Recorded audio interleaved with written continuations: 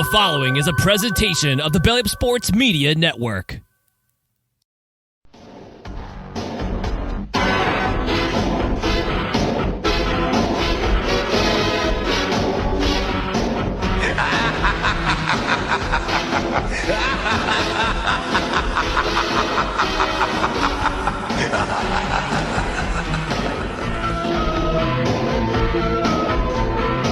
This is your main event, Mark's Podcast. I'm your first host, lifelong wrestling fan, former radio guy, cat dad, and I think your mother wears army boots. I am Troy, and with me as always is the main event collector and figure hunting warrior. He is the WCW Watcher of Classic Wrestling and the Hollywood Hogan to my warrior. He's Greg. What's up, Greg? What? You don't want to... Yeah, that match was bad. Not good. Yeah. Was it something along the lines of not good? Believe me, not good. Yeah, very bad. Look, I think you and I talked about this before. Where obviously it sucked, but man, I think like some people go overboard with it. It's like they act like they're witnessing like a gruesome murder in front of them or something. It's like it was just like kind of a bad wrestling match. Like calm down. It wasn't Britt Baker and Taya Valkyrie, but bad. Was that the one where like Taya basically like dropped her on her finisher? Yeah, that was something. I don't know, man. Again, not good. Why do people why do the women in that company seem to progress in the wrong way? Or I guess rather digress. I don't know. No friggin' clue. Yeah, well, this night actually does get better as it goes along, but well, actually I don't know. It's like suck, great, and then it ends. So it didn't end so great in a way. I'm sure. Yeah.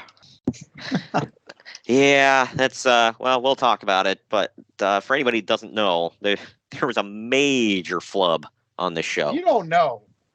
Why are you listening to a retro wrestling podcast? This is one of the biggest things in the history of wrestling. I would like to chalk that up to they want to learn.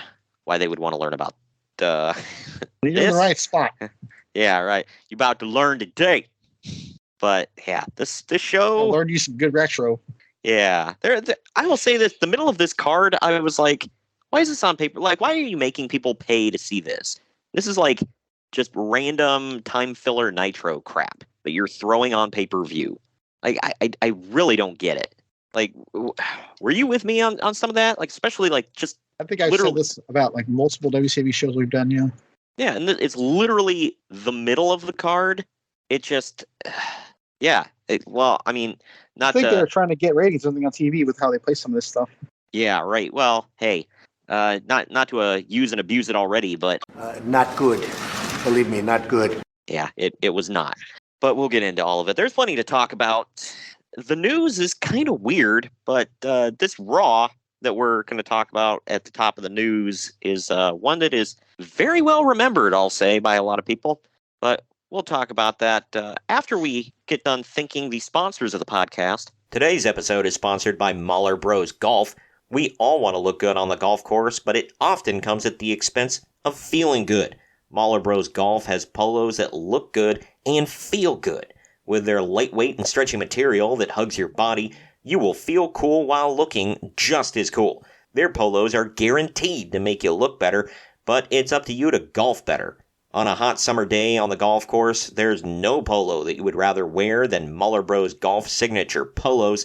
Mahler Bros Golf has a large catalog of polos with designs for those who want a loud design and others for those who want a subtle and sleek-looking design.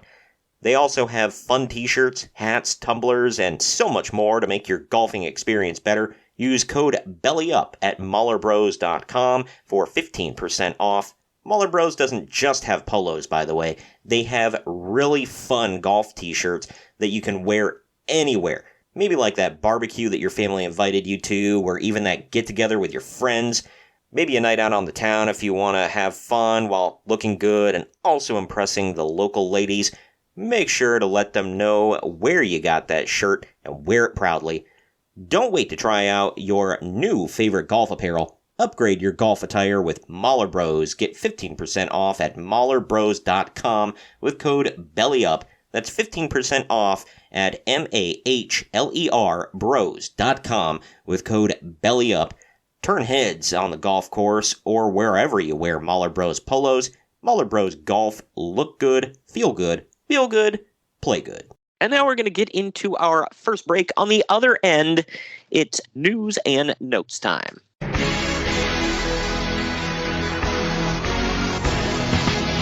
Follow the Main Event Marks on Twitter and Instagram at @main_event_marks and on Facebook at facebook.com/Main Event Marks Pod. It's spooky season. I'm getting scaredy farts. At our Bonfire store, pick yourself up some Main Event Marks swag, like our Breast Cancer Awareness Month logo on a t-shirt, muscle shirt, or whatever you'd like. Have it your way. The temperatures are also dropping, so grab yourself a sweatshirt or hoodie. They even come in kids' sizes for the little ones. To what? What? Did you say utes?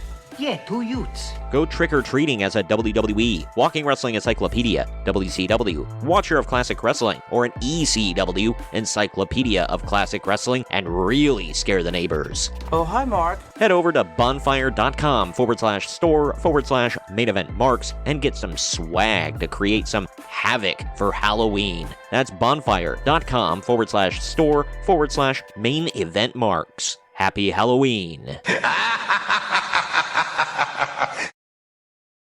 By God! Somebody's interrupting the Main Event Marks! Sit down, JR. It's just me, Kyle Sullivan, aka Shaggy Von Doom, your host of Here in Puckburg on the Hockey Podcast Network. I know, a hockey show on Main Event Marks. Who would have thought? This is an invasion angle. Somewhere between the Nexus and when WCW tried to invade WWE, somewhere in there. But I'm over here just telling you that one half of your tag team champions over here, Greg, he told his story of his love for the game of hockey over on my show. And if you'd like to hear that story, all you have to do is search Here in Puckburg wherever you get your podcasts or on YouTube. In the meantime, Shagamania's got to go run wild on some other hockey show. So, just remember, quote the Raven, nevermore, take your vitamins, say your prayers, and oh yeah! Main Event Marks are available wherever you get podcasts and on YouTube at youtube.com/C/Main Event Marks Podcast. Now, back to the show. And we're back. We're back. Do you like your coffee like you like your podcasts? Gimmick and politics free?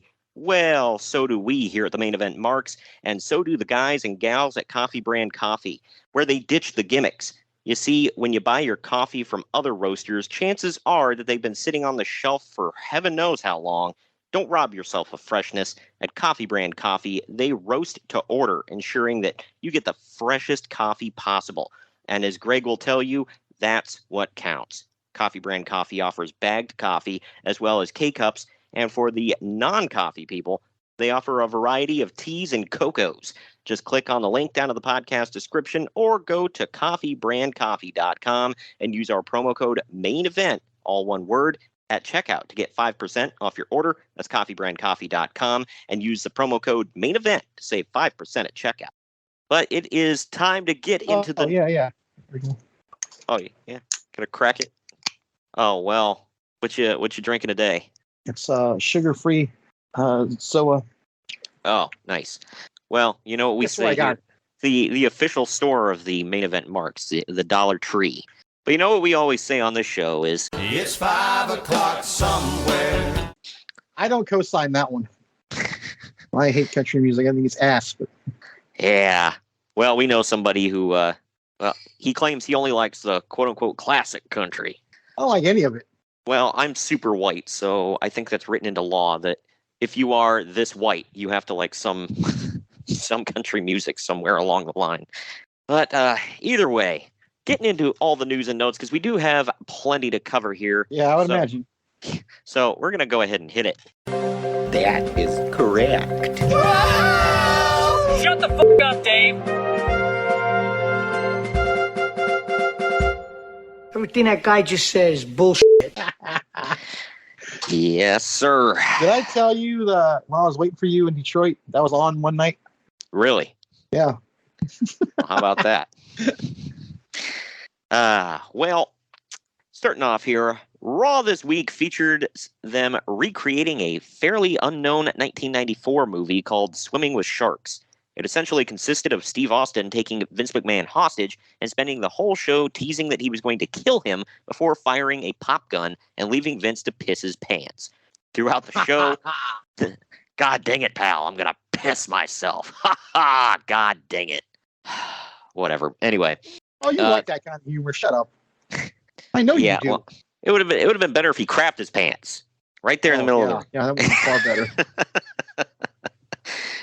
Anyway, throughout the show, they recreated many of the scenes from the movie.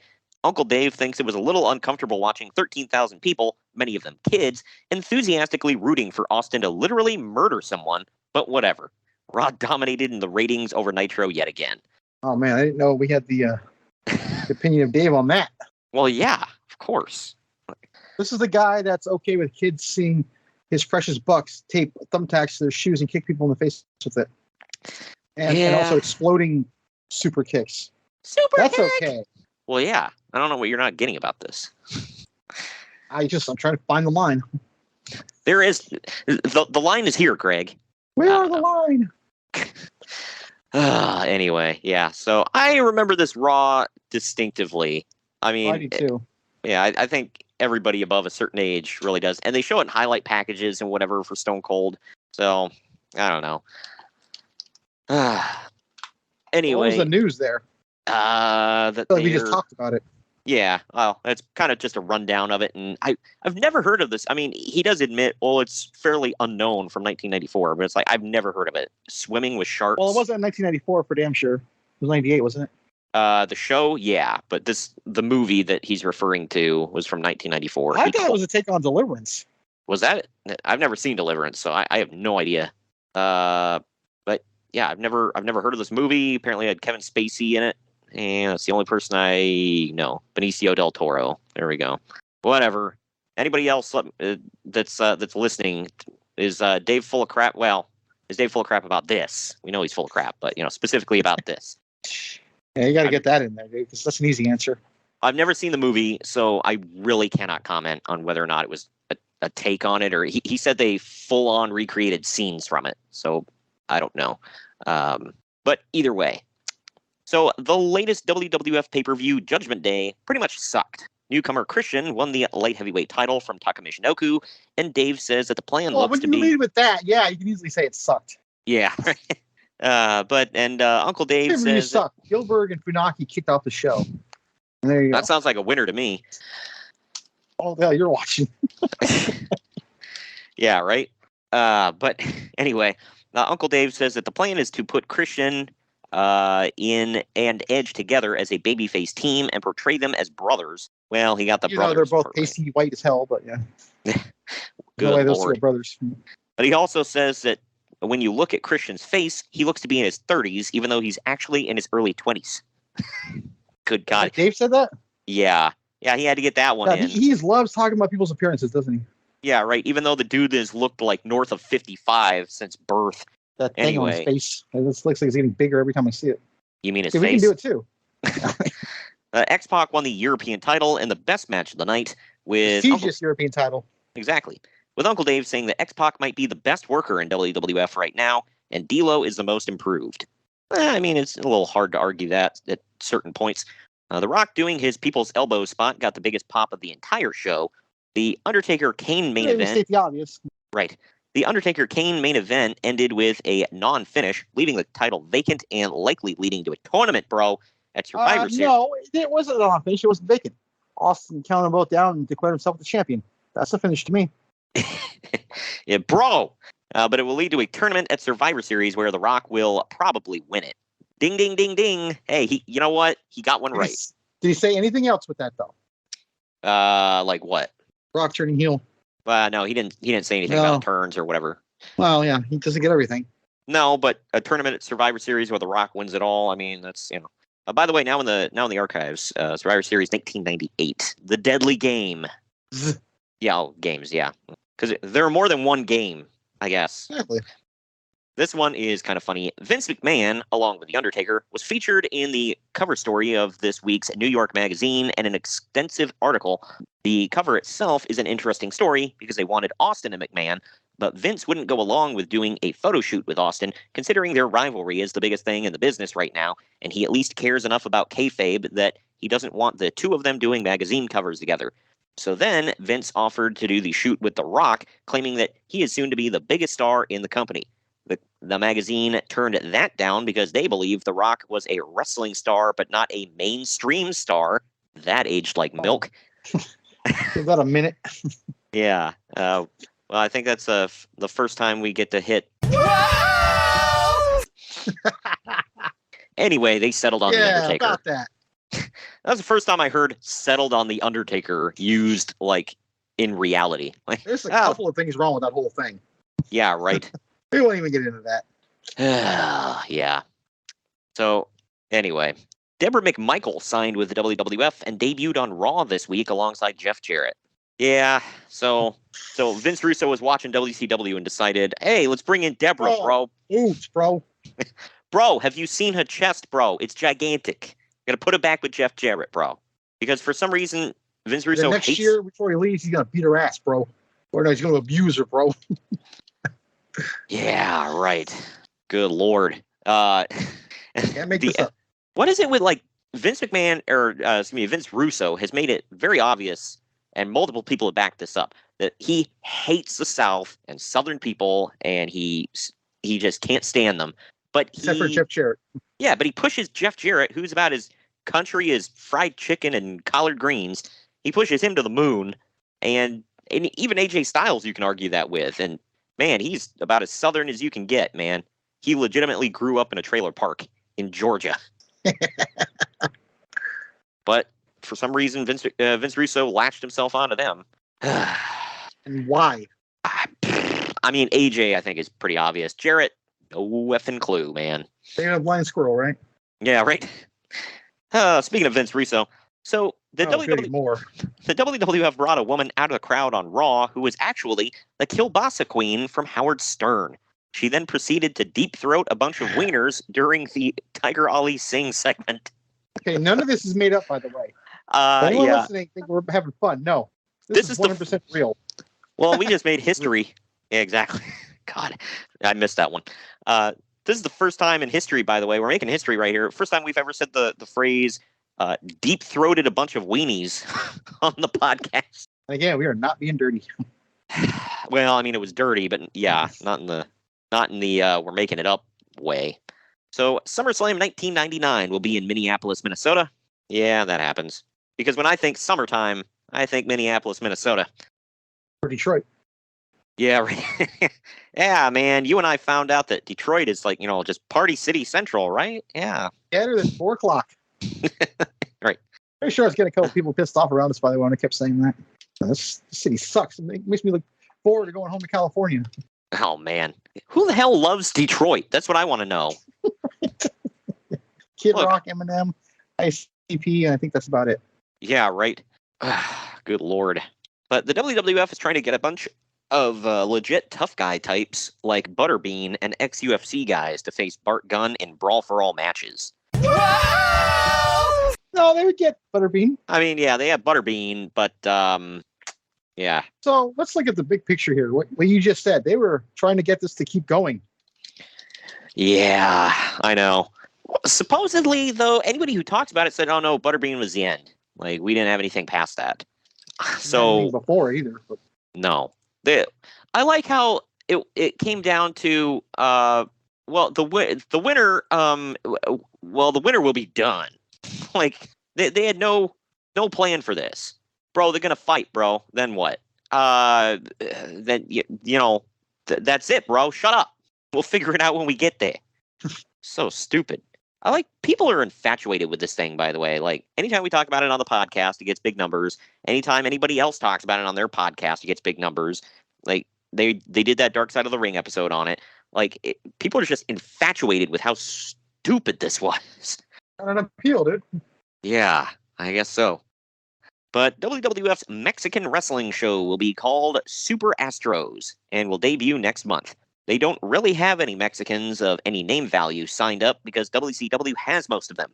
They'll be taping it prior to other TV tapings, so unlike the original plans, it won't be tailored to the Latino crowd or running their own shows in front of Does Latino. this happen? Yeah, not for very I've never long. seen an episode of it in my life. Well, it's just going to be a bunch of no-name Mexican guys in front of WWF fans with no storylines or reason to care about them. WWF officials will be meeting with EMLL promoter Paco Alonso next week to discuss using some of their guys. And do you know why nobody cares about them? Bro, they're wearing masks in the Mexican, bro. How can I relate to that? Again, that's a real quote. We're not being funny. So Bruce Pritchard talked a little bit about this various times. I think their whole thought process on this was like, well, we're going to slap the WWF name on it. And this is like, they wanted this to be like a gateway drug, quote unquote, for Lucha Libre fans to get into WWF. But I'm sorry, if you like Lucha, you like Lucha. If you like Lucha and you tune into WWF, that's not what you're going to get. They don't really do that. Like you could get more of that on WCW, like they pointed out. They had any Lucha guy of any name value whatsoever signed to WCW. They didn't really do anything with them, but they were there. I think they picked like one Mexican every couple of months, and they were like, you're going to get a half push, and then we'll rotate you. I don't know. But Vader's release won't allow him to work with WCW until December of 1999, which is when his contract would have expired. Man, what a time he would have dropped in WCW, eh? What the hell have you done anyway? That's my question. I feel like Russo would have like had fun doing something really stupid with Vader. Like, I mean, right here, he worked with Vader in WWF, and he made him do stupid crap there. He probably could have went like way over the top with him in WCW. But he's basically that, though, because Russo's never done anything stupid like that.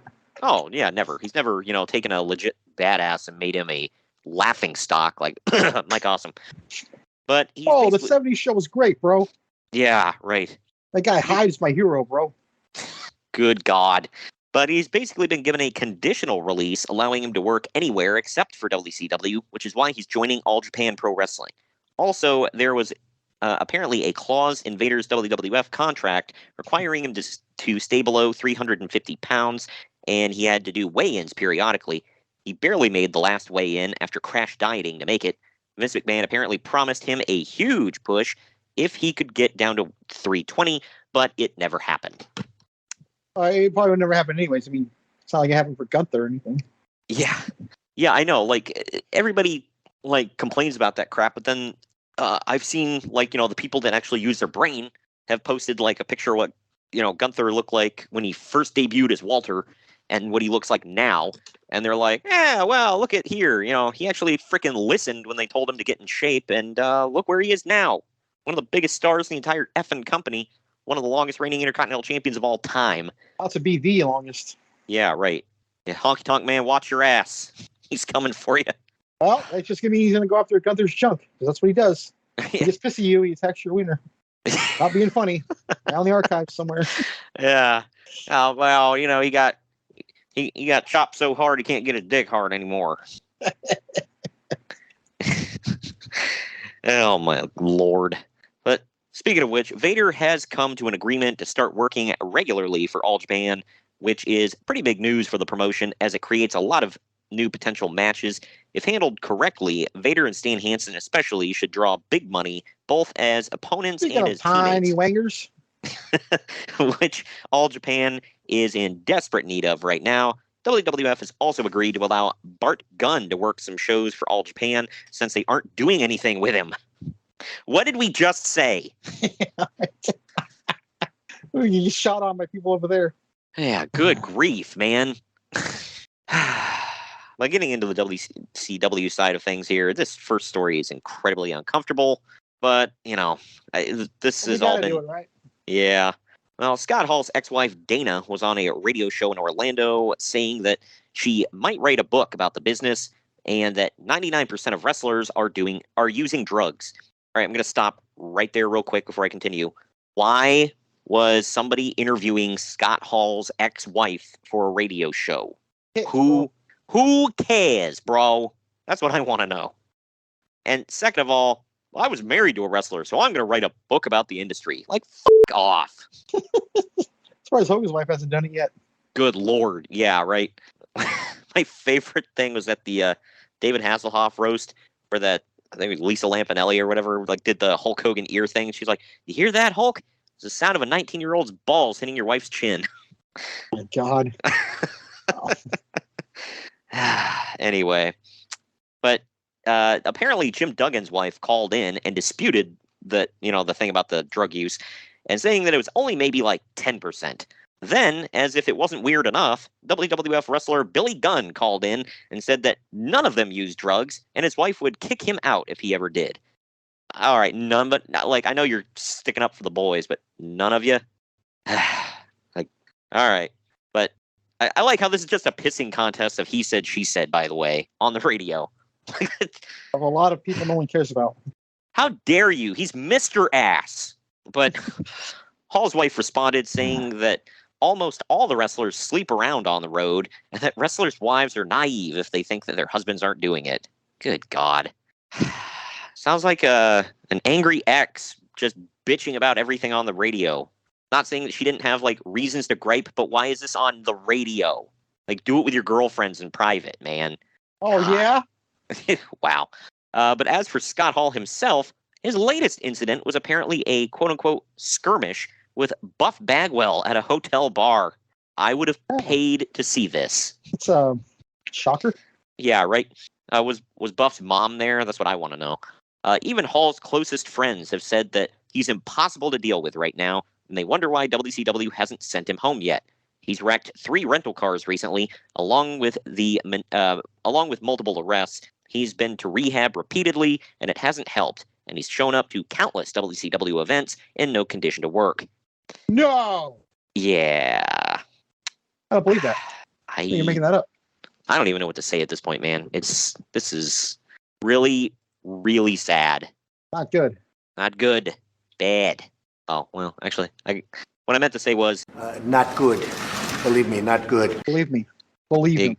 Yes, believe it. But in an 8-man tag match featuring the Mexican wrestlers on Nitro, La Parka turned heel on his team. Heel! And he joined the LWO, which is still around to this day. But the announcers were paying such close attention that they didn't even realize that La Parka had turned on his team, and they pretty much just talked about other stuff all the way through it. Adding to your earlier point. Good God. I don't even know what to say at this point. What do you say, even if you knew what to say? Yeah, right. Bro, nobody cares, bro. But despite cutting promos on him for weeks now, Goldberg apparently nixed the idea of doing a feud with Chris Jericho. So apparently, Eric Bischoff pitched the idea of a Jericho versus Billy Kidman feud, but Jericho turned it down because he's trying to distance himself from the cruiserweight division because it pigeonholes him Loserweight division as a mid-carder. Oh yeah, that TV title says main event. Yeah. But in return, Bischoff is once again heavily pushing for him to sign a new contract so he won't leave in a year. Yeah, well, he does. Yeah, he's gonna. I mean, I assume he does because he's gonna avoid you like the plague and be gone. Oh man. Oh, you're talking about Jericho? I think they Kidman. Oh no, yeah, it's Jericho. He's gonna go on to. Because Kidman's there till the end, so wrestle with the big boys. Yeah, right. Is he on the final Nitro? I can't remember. I know he's there. Okay. Yeah, because I was gonna say I know he's physically there, but I couldn't remember if he actually had a match or not. Well, you know, Greg, that the night he had that Viagra on a pole match, you know. Oh yeah, that classic. He had a really hard night. Anybody doesn't know what I'm talking about? Go back and I can't give you a date. I don't know, but put it in. Viagra on a pole, you'll find it. Yep. Yeah. I don't care enough to look that up. So yeah. Anyway. This, by the way, was I get he was jealous of him with Tori, but what the hell did Shane Douglas do to him? Like, I get Russo's probably jealous of Kidman, but what the hell did Shane Douglas do to him to make him be in that garbage too? No clue. I really can't even hazard a guess. I assume it's just like, bro, we got to do something with him. Either way, this was during the time, by the way, like Jericho said that, like, and Goldberg, I think, backed this up and like admitted that this did happen. Like they had a meeting where Jericho's like pitching this this feud or this match where he's like, well, it's all going to culminate with Goldberg literally like destroying me anyway. But, I couldn't have that, couldn't have a legit match. I'm not good enough. And Goldberg was like, kind of like stood up and slammed his fists on the table. He's like, I'm the guy who breathes in fire and like starts like going off on him. And I'm the guy carrying this company. Yeah. And Jericho's like, dude, like it's like calm the F down. Like it's just a match. But getting back to the quote unquote the Mexican wrestlers, Viano 4. Why are they called that? Because they're Mexicans and they're in the company. I don't know. But that's what they're always referred to, quote unquote, in the dirts. But the Mexican wrestlers. Yeah, the Mexicans were wrestling. The Minis. Anyway. Oh, good Lord. Viano 4 ended up needing neck surgery after the injury that he suffered with Raven on Nitro a couple of weeks ago. They took a bone from his hip to fuse it with his neck. Wow. To fuse it with his neck, and he'll be out for about 6 months, but was told that he should make a full recovery. Damn, that sucks. Do you remember that at all? Do you remember him getting hurt? Because I don't know what the hell happened. I remember it. I don't remember it happening, but I remember them talking about it and showing it after the fact. Yeah, I'm just wondering because, not like Viano 4 was like this big name or anything in WCW, but yeah. How dare you? That's a pretty bad injury. The speaking of Raven, the idea for Raven is to do an angle where he goes on a losing streak, leading to his mother going on TV and saying that he made up all of those stories about his childhood. Yeah, that'll happen. How about that? Apparently, it's Raven's idea, and he's been dying to do this angle for a long time. Speaking of which, he doesn't seem to be too happy in WCW because when he was backstage at an ECW show last week, he was telling people that he wanted to leave WCW and come back there. That happens. Raven still has 2 years on his contract. How bad is that you want to go back to that crap? Right. But Raven still has 2 years. There's somebody in AEW right now going, oh, I really want to go to GCW. Yeah, right. I can't wait to get out of this contract so I can go there. Like, shut up. Nobody said that ever. Except for, well, I was going to say Moxley doesn't have to leave to go to the other one. He pulls double duty, but Raven still has 2 years left on his contract, and he honestly gets more creative control of his angles than pretty much everyone other than Hulk Hogan and DDP. Yeah, because I think he said himself, nobody gave a damn. So they're like, whatever, if you can fill TV time. Like, who cares? Who cares, bro? They literally, he admitted that they literally let him handpick the members of the flock. The only one they thrust upon him was Scotty Riggs. So he picked Ron Reese? Yep. He was like, well, look at him. He's huge. And, people don't really remember that crap he did before. Yeah, that moment where he fucked Hogan. Yeah, him and the Giant just DP'd Hollywood Hulk Hogan. Yeah, right. Yeah, they just DP'd Hulk Hogan during Halloween Havoc in the middle of the ring, 1995. After the Giant comes back from the dead, mind you. All of this is real. Not making it up. Couldn't if I tried. Can't make this up. I mean, why would you? Look, Raven himself admits this, by the way, that everybody to a man says this. He was a miserable son of a bitch. Like, they just said he was never happy, always complaining. That's why when Bischoff did that speech, he was like, hey, if anybody doesn't want to be here, there's the door. Like, I'll give you your release right now. And I think they said Raven was the one guy who stood up and was like, deuces, and just walked out. So whatever. I don't know. Give him credit for having the balls to do that. Yeah, right. Guaranteed check versus a maybe a bounce check. Yeah, right. Apparently, Paul Heyman paid him quite well when he came back, too. And then he screwed over Paul Heyman because he's like, I'm going to go to the WWF now. Because he still wasn't happy. Then he goes to the WWF and does nothing there. Like, good grief, man. But Sandman will be allowed to use his cane in WCW. Oh, well, thank God. Oh, thank God. Thank you, Kenny Omega. That was the one thing. I was like, my God, Sandman's coming to WCW. I hope he can use his cane.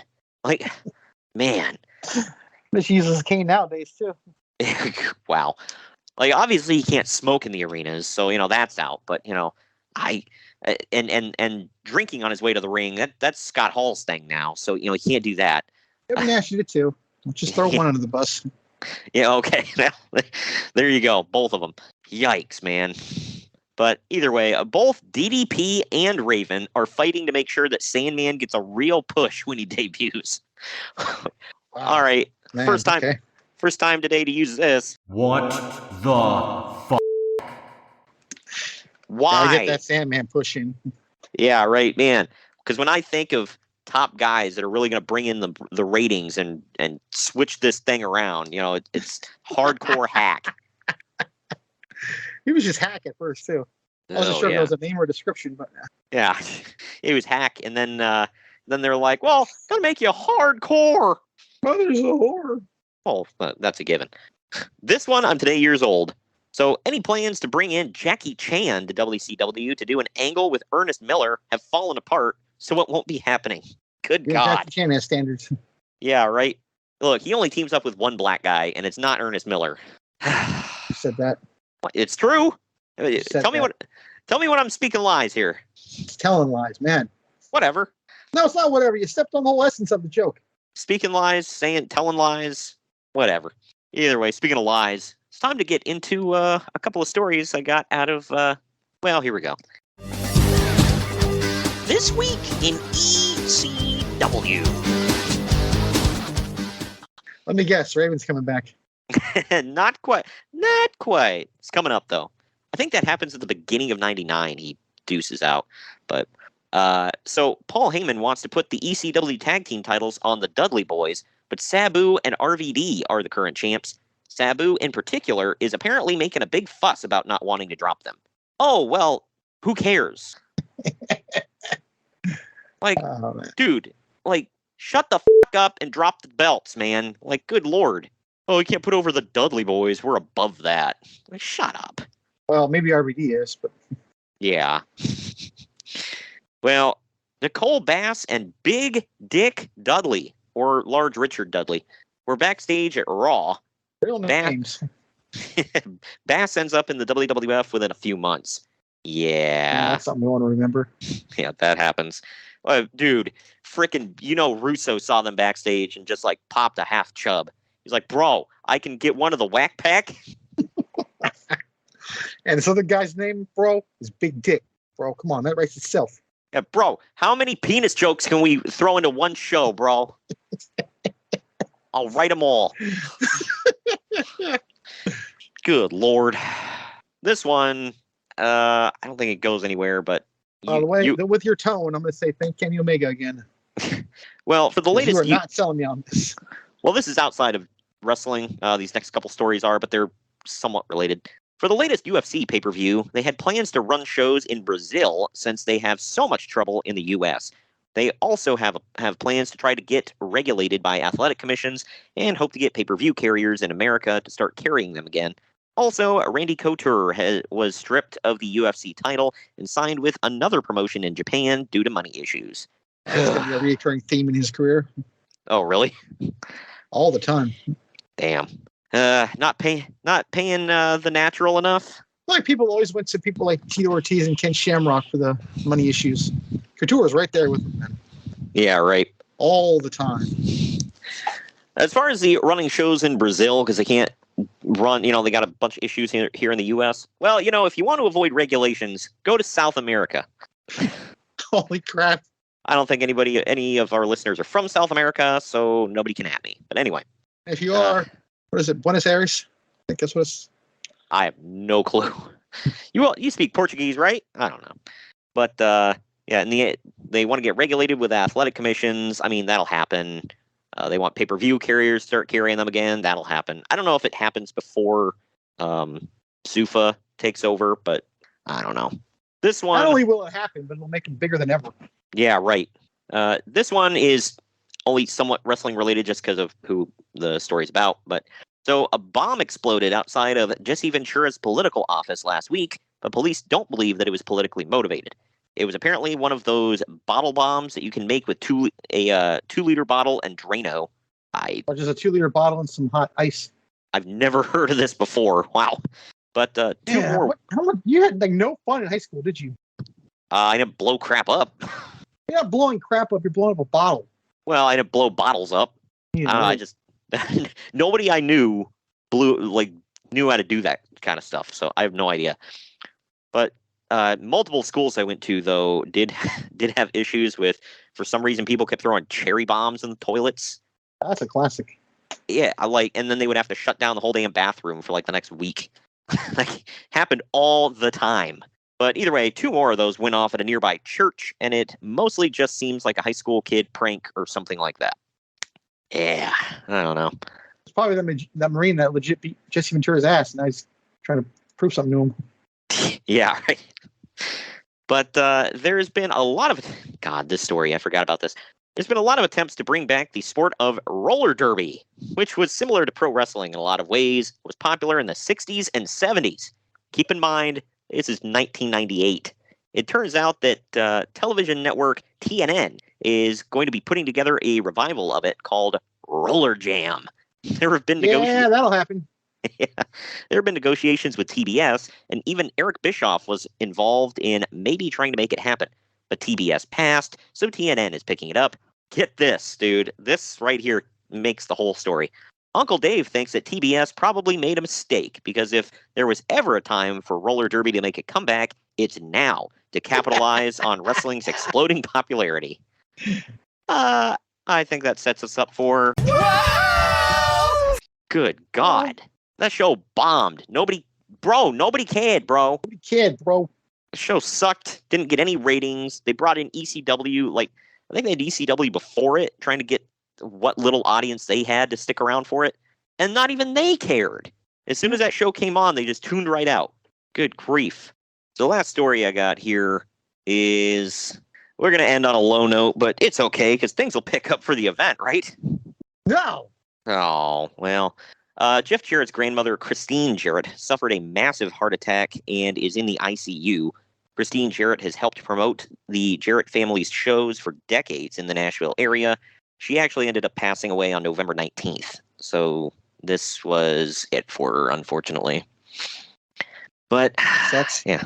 A lot of people don't realize that, obviously she wasn't a wrestler, but Jeff Jarrett is like 3rd generation Jarrett in the business. Because Christine, like I said, none of them drew a dime. Yeah. Jerry made 1,000 batches of chicken salad, never drew a dime. Huh? Well, Huh. Anyway. I saw this picture cycling today. People were like, I'm today years old. I don't know what this was from, but it was a legit picture. They're like, did you know that Taylor Swift used to babysit for Jeff Jarrett's kids? They're like, I am today years old. Like, wow, that's a weird freaking fact. I think he said it on his TNA documentary years ago. Maybe that's what it was from, yeah, because it was like a picture of her walking in, like hanging out with the kids. Like, that's, wow, okay. But he didn't draw any dimes, so you had to go find somebody that could draw dimes. Yeah, really. Oh, yeah, get that cute little girl from down the road that sings about her ex-boyfriends. Yeah, I'm sure she needs the money. Anyway. We're going to take our next break, ladies and gents. On the other end of this, we're diving into the pay-per-view.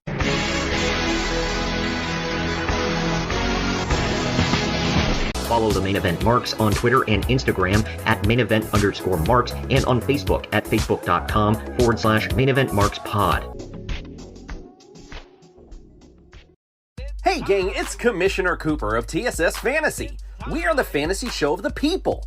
Expert fantasy advice, free contests, leading expert medical and legal analysis, and most importantly, you. Interact with us on all social media platforms or check us out at tssfantasy.com. You can hear us on Spotify, Apple and Google Podcasts, iHeartRadio, and many more. Check out the fun today and be a part of the most interactive fantasy show around. TSS Fantasy, the fantasy show of the people. Hello, everyone. My name is Ryan McCarthy, and I'm the host of the No Credentials Required podcast. Start your work week with the Monday Drop-In, where I talk about the sports beat in the Capital District, also known as the Mighty 518, as well as Metro New York sports from an upstate point of view. I also give a life lesson from a weekly sports story, so you might learn something from that. I also have a midweek podcast where I interview different sports personalities and talk about a wide array of topics. Take a listen and subscribe on your preferred podcast app, including Apple Podcasts, Spotify, Spreaker, Google Podcasts, Amazon Music, and iHeartRadio. Also check out our social media channels on Twitter and Instagram, BellyUpNCR, and Facebook.com/BellyUpSportsNCR. We're a part of the Belly Up Sports Podcast Network in association with Godzilla Media. No credentials required, where you don't need a press pass to talk sports.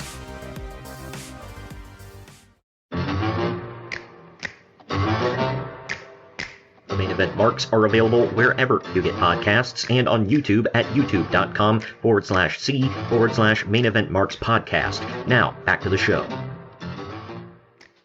And we're back. We're back. It's WCW's Halloween Havoc 1998 took place on this date, October 25th, 1998. The tagline was "The Night When Good Battles Evil." Yeah. They had the dumbest taglines for their shows. What does that have to do with the main event? Because they're both good. I don't know. I felt like that was obviously the the main event, whatever. But I feel like, quote unquote, the match that they were building up was Hogan Warrior. I think the package at the beginning of the the effing package at the beginning of the pay-per-view, I think was just for Hogan and Warrior. I was like, really? Like DDP and Goldberg don't get no love? Hell no. Yeah, and I guess which match was better? But this took place at the MGM Grand Garden Arena in Las Vegas, Nevada. Go Raiders. Sure. The tagline was 10,663, so respectable. Oh, what does Uncle Dave say? Exactly. Well, actually, I have a friend that worked the turnstile, and what he told me was... Anyway, but the buy rate was 0.78, which amounted to about 500,000 buys. That's okay. Did you watch this one live, right? I did. Did you watch it at your buddy's house who had I did, box? Yeah. There you go. But to start the show, we start off with commentary and then a dance from the Nitro girls. To drag out the opening of the show even more, I was fully onto this already, but yeah. Yeah, all the way live. But Mean Gene Okerlund is on the stage to call out Rick Steiner. Gene asks Rick about facing his brother tonight, and then Buff Bagwell comes out. Buff says that since Scott Steiner had a change of heart, now Buff will be in Rick Steiner's corner tonight. And Rick bites. And you could smell this like 7 miles away, even upwind. Yeah, right. You could smell this more than a room full of marks at WrestleCon, all right? This and had good Lord, did we? This had the smell, bro. But the opening match is for the WCW television title. It's Chris Jericho defending against Raven, just under 8 minutes. So, spoiler, Raven was miserable. Yeah. Well, Raven starts off by cutting a promo saying that he doesn't want to wrestle tonight, so he's leaving. Even he didn't give a damn about that title. Yeah, show me the person who did, please. Yeah, right. Arn Anderson. That was the one. Disco. Yeah, maybe Booker T. But Chris Jericho insults him and says that he wasn't planning on wrestling either, but he knows that he could destroy Raven. Raven finally runs back in for a jump start. In the end, Canyon comes out, but Jericho gets sent into him and knocks him off the apron. I like it. What about Raven and who better than Canyon? But good stuff, pal. Or, well, it's good stuff. Or, in other words, those guys never drew a dime. Well, not here, Raven did. Right. But Jericho counters an even flow attempt into the Lion Tamer, and Raven taps out. Uncle Dave actually gave this 3 stars. What? I gave it 2. What say you? I gave it 2. It was a okay opener. Yeah, it looks. It was fine. No, nothing great. But I mean, I'll say, Jacob Grundy might have skipped this one. Yeah, right. Review. It was not, reviewable. Right. Says the guy who watched the review for a show. Yeah, right. But Eric Bischoff and Hollywood Hogan now walk out onto the stage. Hogan talks about how he destroyed Horace Hogan, his own blood, for not being dedicated enough to the NWO. And that proves he'll do far worse to somebody like the Warrior tonight. Yeah. Yeah. How dare he? He does far worse to our to his viewers than he does him. Personally, I think this is the case of Hulk Hogan holding down Horace because he sees that Horace Shut the up. Well, Horace already is the Hogan, and he sees it. And he's like, that doesn't work for me, brother. Strokes that Fu Manchu. He's got to put him down and hold down the little guy. It's like Triple H breaking out that golden shovel, man. The snow shovels that are real big and can pick up a lot of crap all at once. Well, Hogan had one of them, and it was golden. He did a lot of burying. Speaking of burying, up next, it is Meng versus Wrath. Just under 4.5 minutes. So the only note I have is Wrath wins with the meltdown. I was down watching this. Uncle Dave gave it 3/4 of a star. I gave it 1.5. What say you? I gave it 1. This sucked. Yeah. It was, I guess it was a match. It had 2 bells. They beat each other up. And that was it. I don't know, but nobody cared, bro. This is when I begin saying this crap could have all been on Nitro, and I wouldn't have batted an eye. But we now see Billy Kidman being interviewed for WCW.com. I thought it was WCWWrestling.com, but they actually put the graphic up. Yeah. Well, they had a graphic up at one point that said just WCW.com. I'm like... Well, according to Tony Schiavone, it was WCW.wrestling.com. Or was no, WCW.wrestling.com. God. Yeah, that stupid internet. Those stupid kids think this internet fad is going to take over. What morons. Shut up. God. I guarantee that's what people said back then.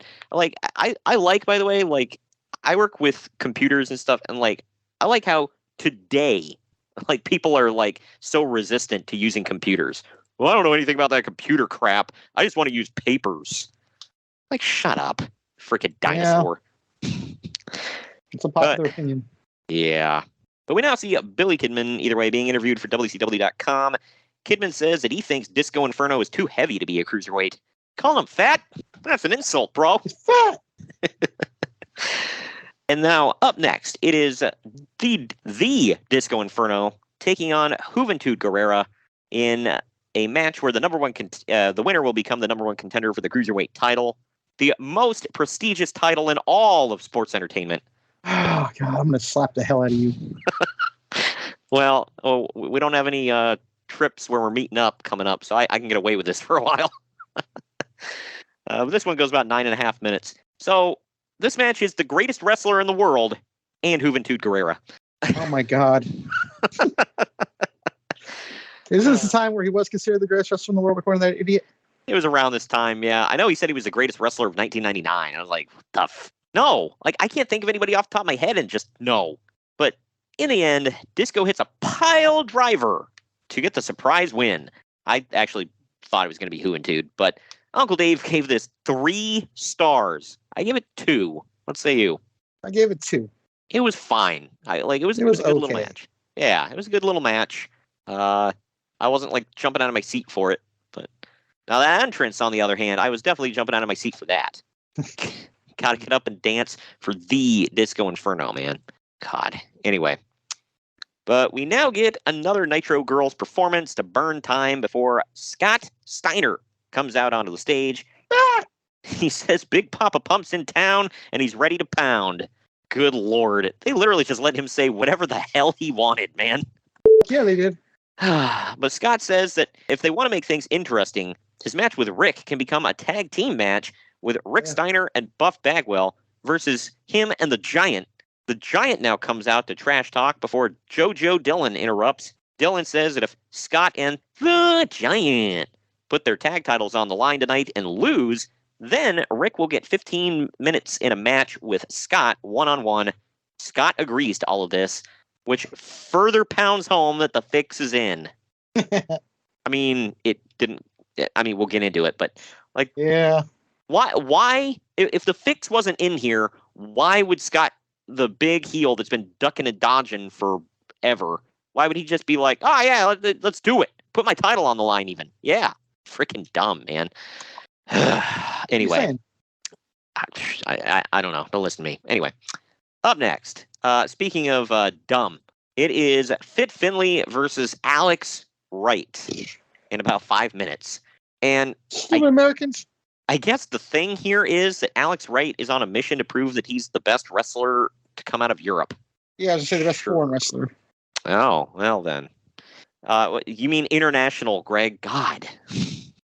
Right, this was around the time, wasn't it? Yeah, I know Jim Ross was there because I remember him specifically saying international object.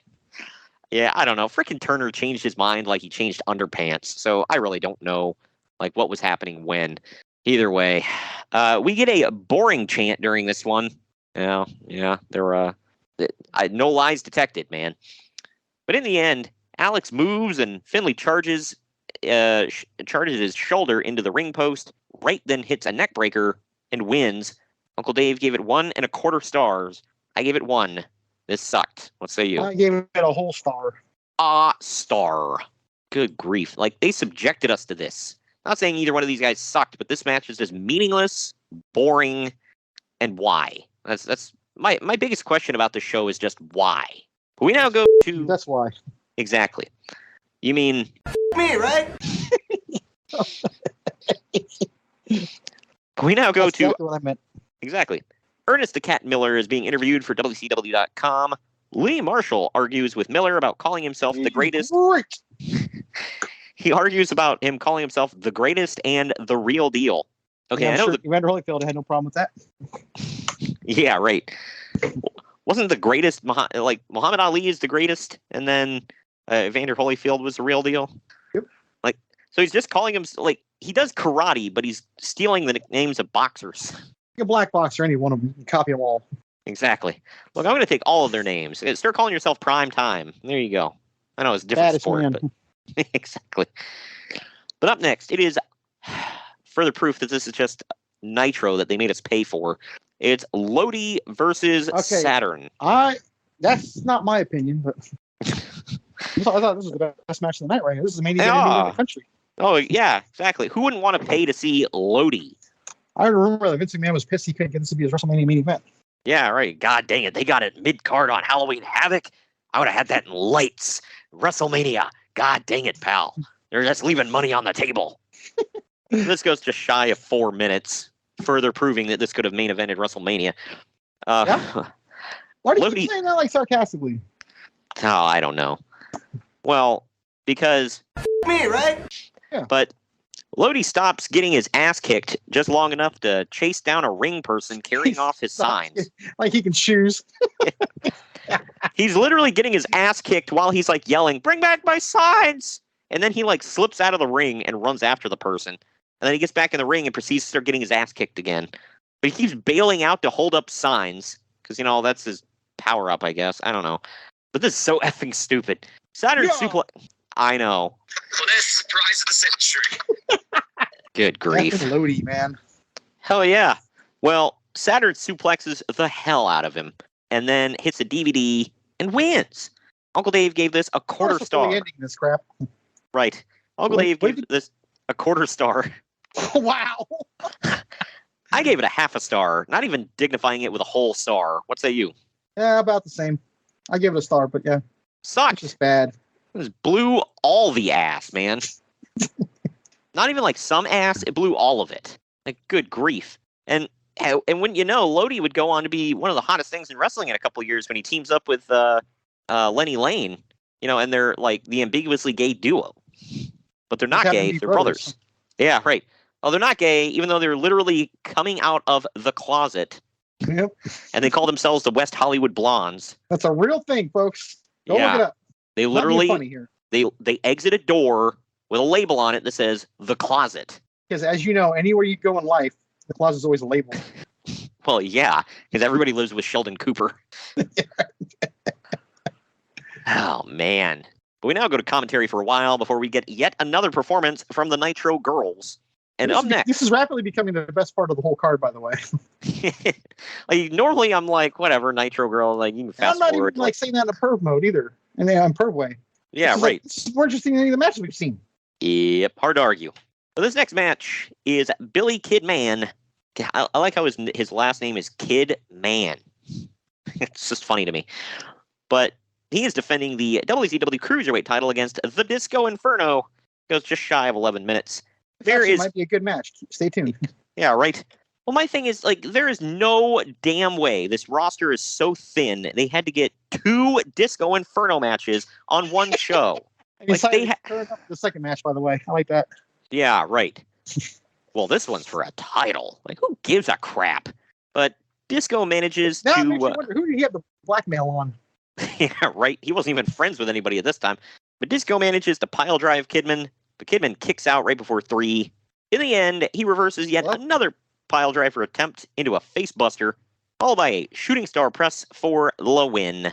Uncle Dave gave this 2.25 stars. I gave it 2.5. Probably my highest rating so far. What say you? I gave it 2. It's probably my favorite match so far. Yeah, wasn't bad. But yeah, I really like Kidman. He was really damn good. Disco was good, but I didn't need to see him twice in one night, man. Like, do you remember when we kind of got threatened by that guy in the toy store in Detroit? If we're going to talk about Disco. Yeah, he was like, I'm not going to go to that store. Yeah, he was like, hey, there will be no Disco Inferno slander in here. Like, that's hilarious. Like, of all the ones you could be like, hey, don't be talking crap about that guy. The Disco Inferno. That's the one, man. Yeah, right. We found Disco's fan. He lives in Detroit, Michigan. We did see a toy of him. I did not buy it. I wasn't really kind of regretting it, but I'm not. But... Yeah, I kind of want it, but I don't know. That's one of them where it's like, do I regret not buying it, or am I just kind of like, whatever? But there were some cool toy stores in Detroit. You can check out our YouTube. I made shorts about it. But up next, making it short is not so convoluted. Yeah.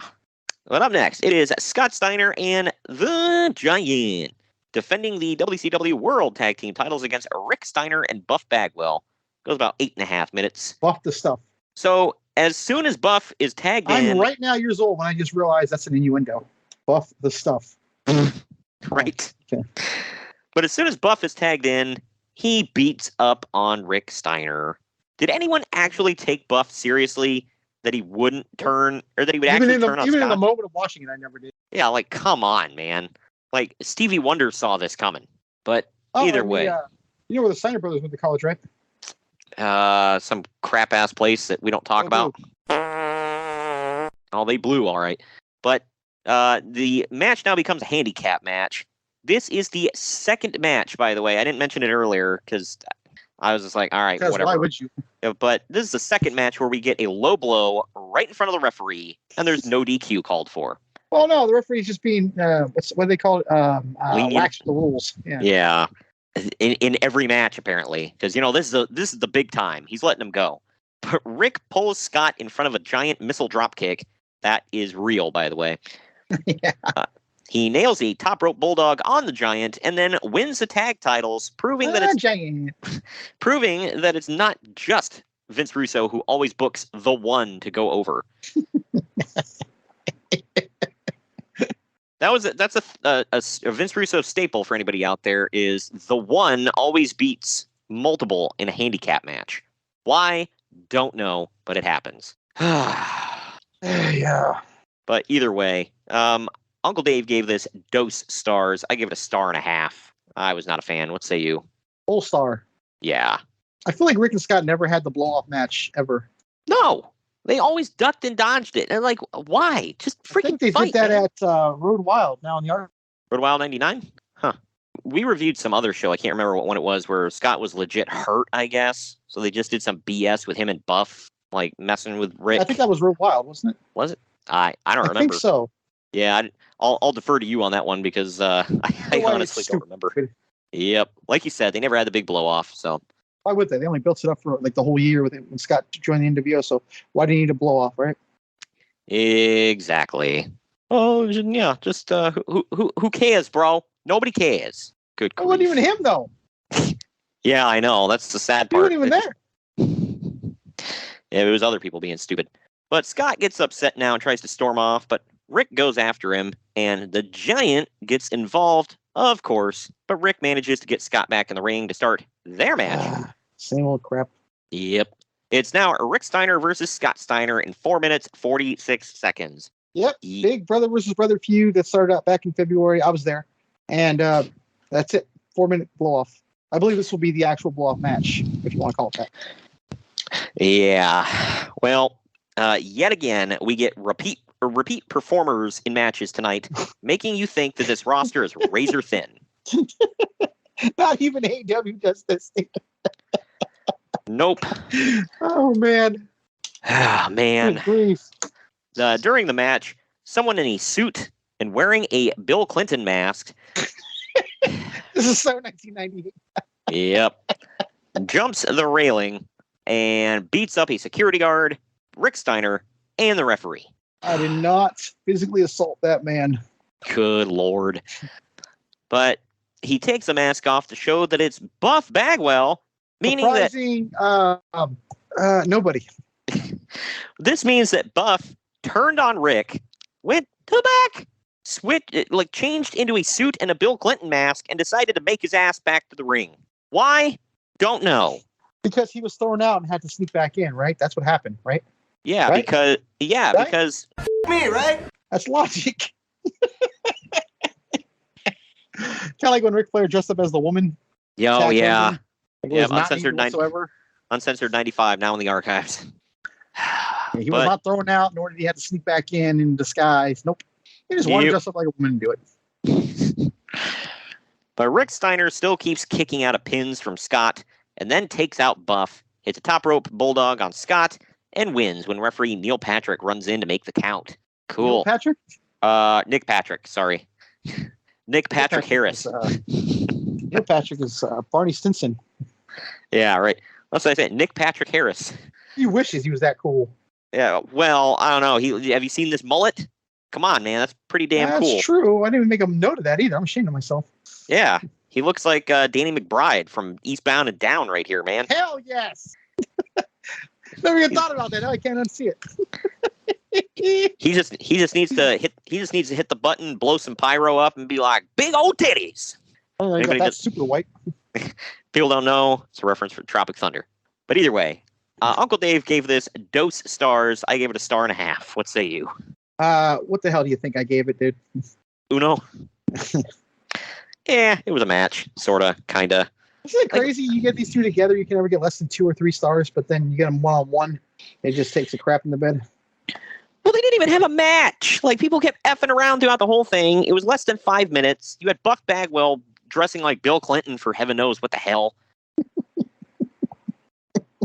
sucked. He's from Atlanta, Arkansas, so I don't know why he likes Bill Clinton, but it's just, I don't understand the reference. Like, why? Like, I get it. He was president. Because he was a thing at the time, you know, like the whole Lewinsky thing, wasn't it?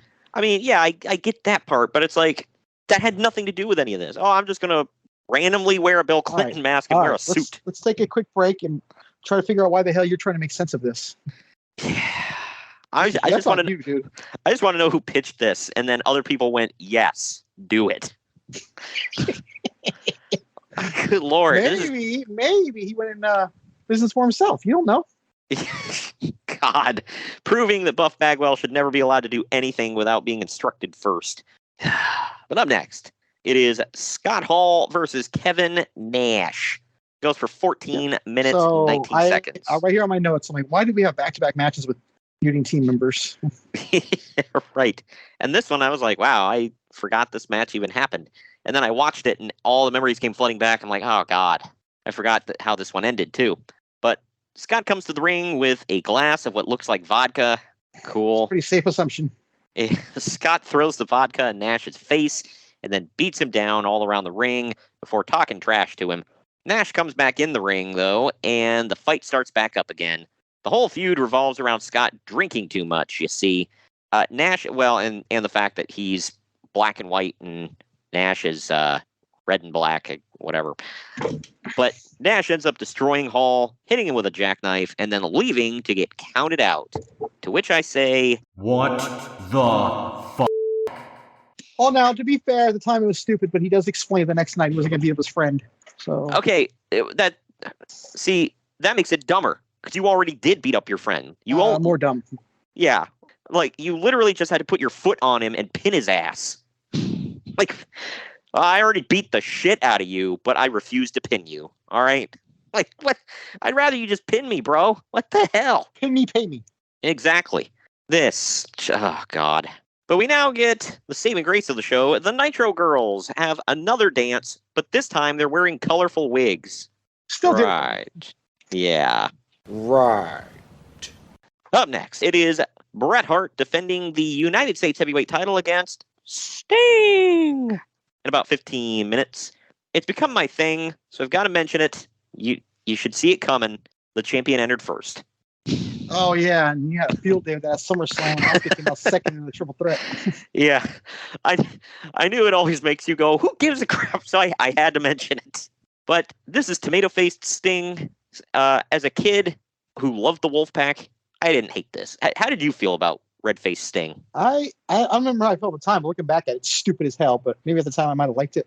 I still don't mind it. My thing is, like, he had the goatee at the time. It looked kind of weird. Like, okay. Weird, but whatever.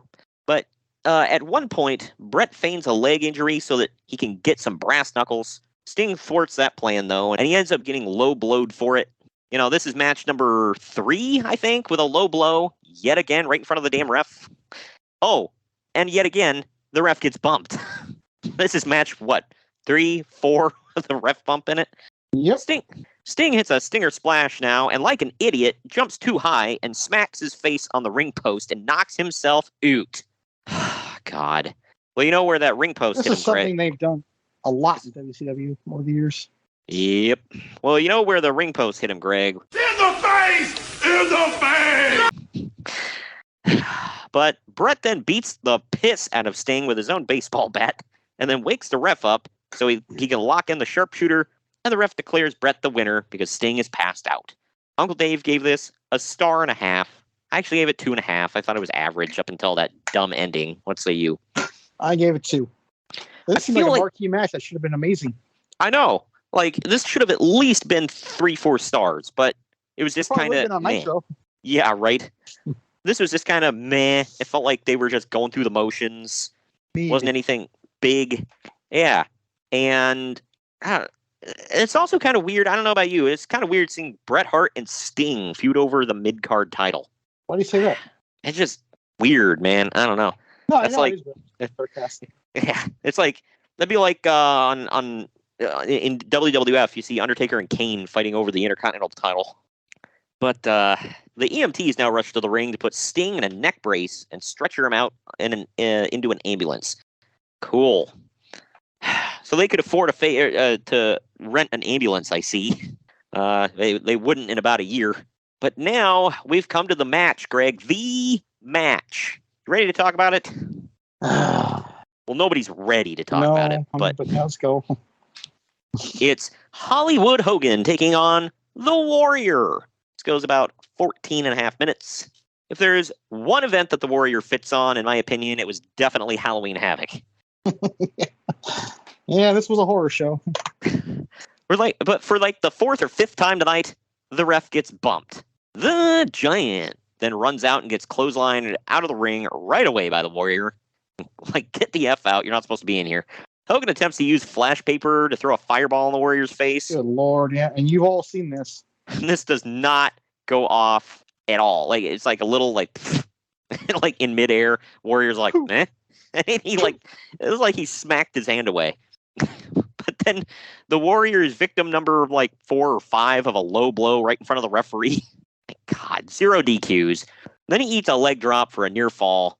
Eric Bischoff now comes out and puts the referee in a headlock so that Horace Hogan can come out, and he's not mad at Hulk, even though he sent him to the hospital to get stitches. No. He comes out with a chair and he blasts the Warrior in the back. Hogan then pins the Warrior to win. Uncle Dave gave this -5 stars. I gave it 1.5, maybe 1. How did you get -5 stars? Apparently, it was the exact opposite of Kenny Omega and Okada.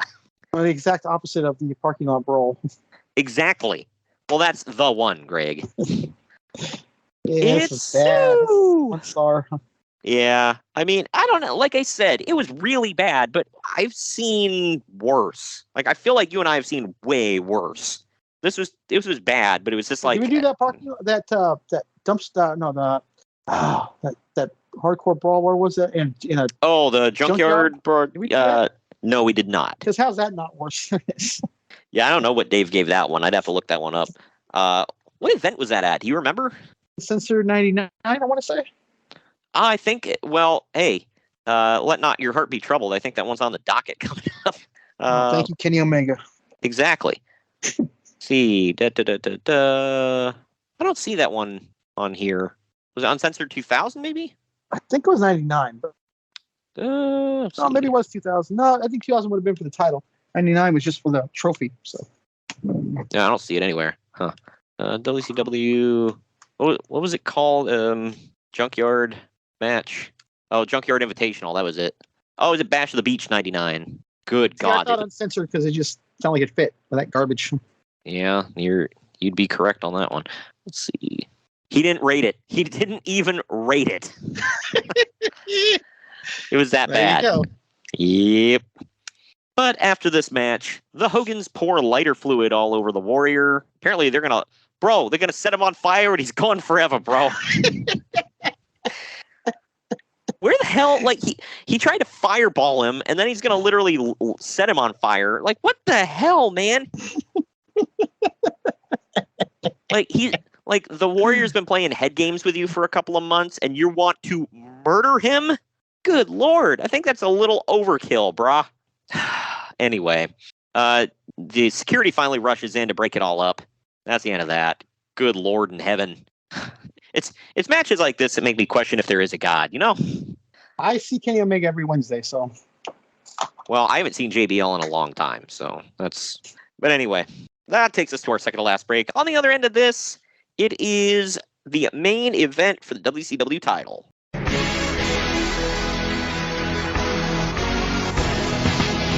Follow the Main Event Marks on Twitter and Instagram at mainevent_marks and on Facebook at facebook.com/maineventmarkspod. What's up, everybody?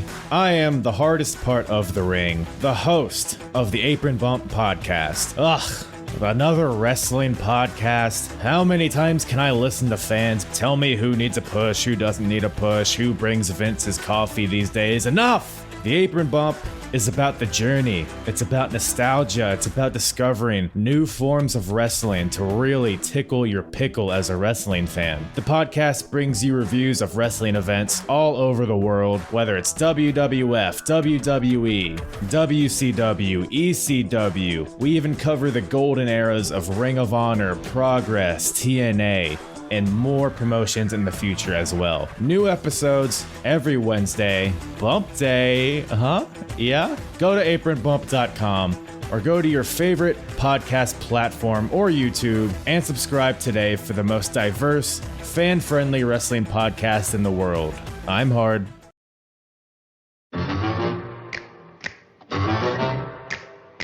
Main Event Marks are available wherever you get podcasts and on YouTube at youtube.com/C/Main Event Marks podcast. Now, back to the show. And we're back. Yeah, we're back. It's, well, this is better than that last match. It's actually the match of the night. This is better than anything about the whole damn card. Yep. It is Goldberg defending the WCW World Heavyweight title against Diamond Dallas Page. Diamond Dallas white trash. This goes about 10.5 minutes. So DDP dodged a spear and... Say what? Well, you're not going to talk about what happened here? Isn't it like as soon as they lock up, I think. Right when they lock up, yeah. Because I was watching it happened. Yeah, so they lock up, pay-per-view just goes off the air. I forgot to include that in my news, by the way. Let me see if I can pull it up here real quick. Effing pull it up. Here we go. You want me to hit you with this right before the match? Yep. So at least 25% of the pay-per-view systems ended the show right as the main event was beginning. As a result, WCW was forced to air the match for free on Nitro the next night, and it ended up doing a record 7.18 rating, which is the highest of all time for a non-wrestling match on cable, beating the Hogan Goldberg match from a few months ago, and led to Nitro winning the ratings battle this week. All right, did you say a non-wrestling segment on TV? Let's see. And it ended up doing, which is the highest of all I believe time. You said non-wrestling segment. I believe this was a complete wrestling segment. Yeah, I might have said that. It was for all time for a wrestling match on cable. Yeah. You got to make sure to put that because it's up Hogan and Andre on the main event. Yeah, right. But it happened because WCW had only blocked out 2 hours and 50 minutes for the pay-per-view originally, but earlier in the day, they decided to stretch it out to around 3.5 hours. How do you not know? Yeah, Jim Cornette said that cable companies are really meticulous about that. You can't even flirt with going over 30 seconds. Right. It's like you pay for this time. You can't just take it upon yourself to be like, we're going to go over. Like, no. Are you going to give them more money for the extra time? You going to help them rearrange their schedule? But, yeah, because of the late decision, word apparently didn't get to as many pay-per-view providers as they cut the feed after the 2-hour, 50-minute mark as originally planned. Naturally, this led to thousands of angry phone calls. Most pay-per-view providers offered the Tuesday replay for free or partial/full refunds. In the end, WCW is going to lose a lot of money on this, likely in the 7 figures, and there's a ton of heat on Bischoff from Turner execs. I wonder why. But Bischoff is putting the blame on pay-per-view providers who apparently missed the memo that the show was going to go long. The pay-per-view providers are also furious at WCW because they gave away the Goldberg DDP match for free on Nitro, which will significantly cut into their number of people who might have ordered the replay on Tuesday. So all in all, the whole fiasco ended up getting Nitro a one-week ratings win, but it was a total cluster F in every other way and will severely cut into overall profits from the show. You don't say. Yeah, that'll do it. This just is so mind-numbingly stupid and so, I feel like, so easily avoidable. Anyway, getting into the match itself, though, DDP dodged a spear in the corner at one point, and Goldberg nails the post with his shoulder. Later, when he hits the spear for real, Goldberg can't capitalize because his shoulder is still hurt. He goes for the jackhammer, and DDP turns it into the diamond cutter. However, he waits too long to make the cover and gets a near fall. He goes for a suplex after that, and Goldberg turns that into a jackhammer for the win. Uncle Dave gave it 3 1/4 stars. I gave it 3.5. What say you? Considering it was in it, I gave it 4. Yeah, I mean, it was really good, especially for a Goldberg match. It was probably one of the better Goldberg matches of all time. Well, not probably. It was one of the better Goldberg matches of all time. But yeah, that's it was great. Didn't DDP say like Goldberg knocked himself silly with that spear? He was going hard for it. Yeah, because DDP said Goldberg had a history of like just running through people and like legit hurting them. So DDP was like, dude, when he hit me, I was like hitting a napkin. I like collapsed because he was like, I wasn't letting him hurt my ribs, you know, because he always had that damn tape on. So you got to think, right? You got to think he had chronic rib injuries. But either way, after the match, Goldberg helps DDP to his feet and celebrates with him for a bit to end the show. Yeah, that was it. Something. Yeah, right. Uncle Dave, for the record, said that this match was really good, but not enough to save the pay-per-view. Oh, you don't say. One match, especially one that most people didn't see. Yeah. Right. Obvious statement is obvious. But anyway, that brings us to the end of the show. On the other end of our break, our final break, we're going to tell you our ratings for the show and what's coming up in the coming month.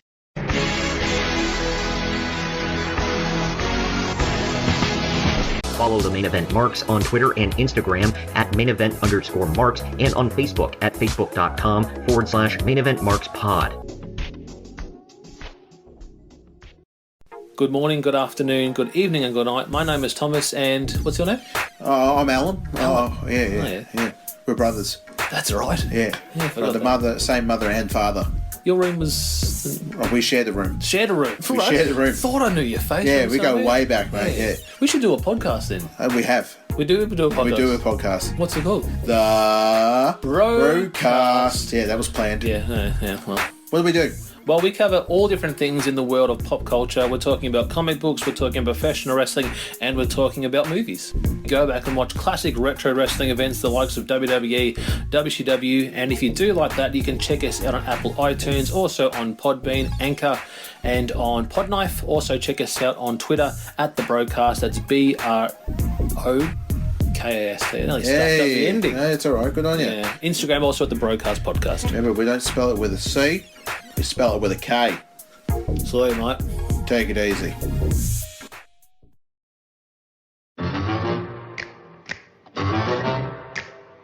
The Main Event Marks are available wherever you get podcasts and on YouTube at youtube.com/C/Main Event Marks Podcast. Now, back to the show. And we're back. Final ratings here.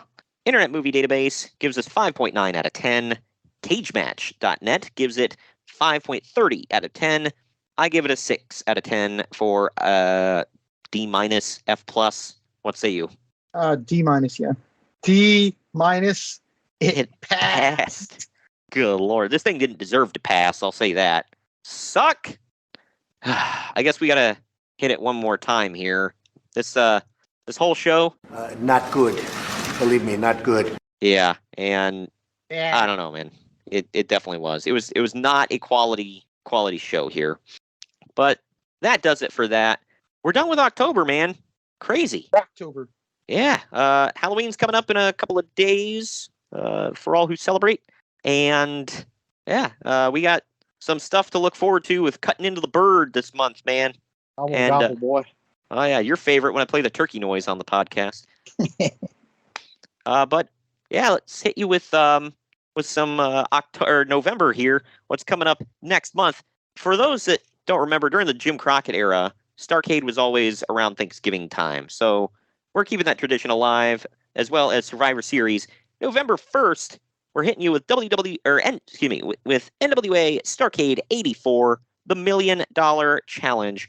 Ric Flair defends the NWA title against Dusty Rhodes in the main event. There's some other really great stuff on that card. Looking forward to it. The first Survivor Series we're doing of the month comes on November 8th. You were the one that wanted to cover this one. You said it's one of your favorites, or might be your favorite. Is it Survivor Series 1990? Yeah, it's one of my favorites. Yeah. There's a little debut there. Never goes anywhere. Yeah, right. Oh, well, you mean the guy popping out of the egg, right? Yeah. Of course. Who? By then I'll have that toy. Yeah, right. You're going to swap the heads? Hell yes. Yes. I have a Jax figure of the guy who debuted at this show. Not the guy in the egg. Yes. But anyway. So that is coming up. Survivor Series 1990. That's on November 8th. November 15th. We're hitting you with ECW November to Remember 2000. Yeah. That's actually a good event. I've never seen it before. The main event is a double Jeopardy match for the World Heavyweight title. It's Steve Corino versus Justin Credible, Sandman, and Jerry Lynn. And Jerry Lynn is the champion. Jerry Lynn. Lynn only got to hold that title for a month. Spoilers. Yeah, right. We've also got the FBI defending the tag titles against the Unholy Alliance of Mikey Whipwreck and Yoshihiro Tajiri. They still shoehorn Super Crazy and Little Guido into a match. Absolutely. Or is it Tajiri? Or no, it's Tajiri. Yeah, but they still get 2 of the 3 into a match, though. Exactly. Well, of course. These are the matches I really want to see. We open with Simon Diamond and Swinger taking on the Bad Street Boys, which are Christian York and Joey Matthews. Hells yes. And Balls Mahoney and Chili Willie, a.k.a. Balls and Willie, taking on DeBaldies. Taking on DeBaldies in a Flaming Tables match. Hell yeah. And Rhino defending the TV title against New Jack. Happy Thanksgiving. Gobble. Freaking gobble. You're damn right. Good Lord. What did I do to us, man? No backing out now. Anyway, but then we go to double main event week, November 22nd, 2 days before one day actually, before we cut into the bird. It's Survivor Series 2004. The main event of this one is Team Orton versus Team Triple H. Good God, some of the names in this match, man. Holy crap. Team Orton consists of Randy Orton, Chris Benoit, Chris Jericho, good so far, and Maven. Right. They're taking on... So they got to have somebody in there that's going to draw the dimes? Yeah, because it sure isn't them first 3. Who'd they ever beat? Good grief, man. But they're taking on Team Triple H, which is Triple H, Batista, Edge, and Gene Snitsky. What the fuck? Yep. What do you not get here? I don't know. Me, right? All the way. Yeah, this is something. So it's Maven and the guy who likes feet with yellow teeth. Anyway. He wasn't doing that yet, but I can't believe you went there. Oh, yeah. At least we get Trish versus Lita on here. God, dude. JBL versus Booker T. I'm going to assume that one's mid. Oh, is that why you said God? Okay. Well, of course. Now I get man. Okay. The Undertaker versus Heidenreich in 16 minutes. Why are you saying it like that? It might be good. Asshole. Yeah, monkeys. Assume stuff? Yeah, monkeys might fly out of my ass. Will they? No. But yeah, so that's first. The day after Thanksgiving, we're hitting you with our second NXT we've ever covered. It's NXT TakeOver War Games 2017. This took place at the Toyota Center. The Toyota Center in Houston, Texas. It was the Undisputed Era taking on the Authors of Pain and Sanity in the War Games match to end the show. Drew McIntyre defended the NXT title against Andrade Cien Almas. There's some good stuff on this. Oh, well, hell yeah. We open up with Lars Sullivan taking on Cassius Ohno. Oh, no. Oh, man. 2 names back-to-back in these matches. Then the next match is Aleister Black and Velveteen Dream. This show did not age well. But the main event will be fun. Yikes, man. I mean, a little liberal with the word fun there, aren't you? Yeah. Well, we're going to close the whole month. November 29th is our second and last Starrcade. It is Starrcade 86, Night of the Skywalkers. Yes, yeah. The Road Warriors and the Midnight Express take each other on in a Skywalkers match. Just want to break my knees. Good Lord. We've got other matches on this card that look pretty fun. Speaking of Hector Guerrero, he's on the show. So, yeah. We're doing 2 Hector Guerrero shows in November. Damn right. But we got Rock and Roll Express taking on the Minnesota Wrecking Crew, Tully Blanchard and Dusty Rhodes for the TV title. Dusty Rhodes. Ric Flair has a heavy load trying to take on Nikita Koloff for the NWA title in the main event. He wasn't that bad. He didn't completely suck ass. I don't agree with people saying he was horrible. He wasn't great either. No, but he was a load, dude. He was like... I'd say he was probably better than Sid, maybe, or at least on Sid's level. But it's just, I can't point to one match and be like, you remember that Nikita match that was really good? Like, yeah. No. Exactly. No. Well, you know what's saving this whole card, man? It's Jimmy Valiant taking on Paul Jones. It's Jimmy Valiant with Big Mama taking on Paul Jones in a hair versus hair match. Damn right. And this comes right after. It's freaking great, dude. Oh, yeah. Yes, 4 minutes of excellence. And that comes on the heels of Sam Houston defending the Central States title against Bill F. Dundee. So Jake the Snake's brother and the Goon for the Central States heavyweight title. The Goon. Well, isn't that Bill Dundee, or was he somebody else? Oh, it's Bill Irwin. Oh, Bill Irwin. My bad. Sorry. Bill Dundee was... Either way, you still went to the Goon. I don't know, man. I'm sorry. It's Jake the Snake's brother and Sir William. God. Yep. So, I don't know. The card does look fun, though. I'm looking forward to seeing it. At least we get a Brad Armstrong match, all right? No? All right. Anyway. No. But... I mean, it's always going to be no. No, hell no. Brett, B.A. What do you... I don't get you, man. It's Buzzkill. Yeah, he certainly was. Good God. You said a mouthful there, dude. Yep. But either way, we're done for the month, man. Happy Halloween, everybody. We're finally getting into the holiday spirit with things. So Thanksgiving is right around the corner, and then before you know it, it's Christmas. So you say Christmas or kiss my ass? Yes. Okay. Well, thank you for joining me today, Greg. Yep. We will see you all next week. And next month, actually, when we bring you NWA Starrcade 84, the $1 Million Challenge.